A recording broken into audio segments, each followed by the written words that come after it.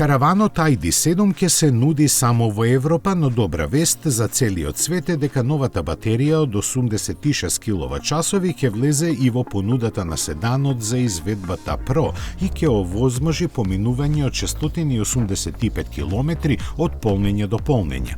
Основниот ID7 Tourer доаѓа со познатата батерија од 77 киловат-часови.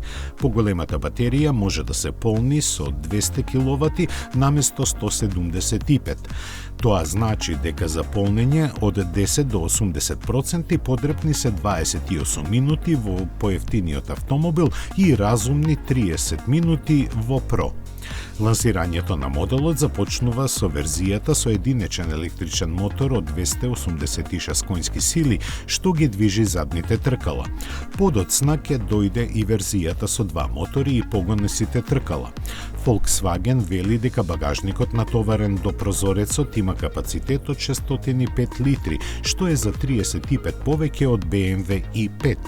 Максималниот товарен капацитет со спуштени задни седишта 1714 литри. Од дизајнерски аспект, предниот дел не се разликува од лимузината ID7, а неопходните зафати на задниот дел му донесоа shooting brake форма.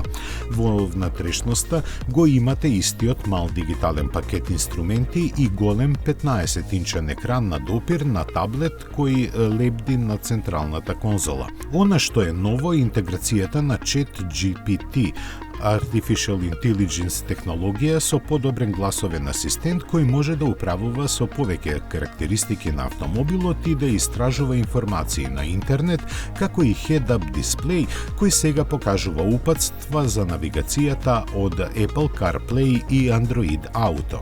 За сега Volkswagen ID7 Touring ќе се продава само во Европа, каде нема многу конкуренти. Продажбата на Volkswagen ID7 Touring ќе започне во март, кога ќе бидат познати и цените.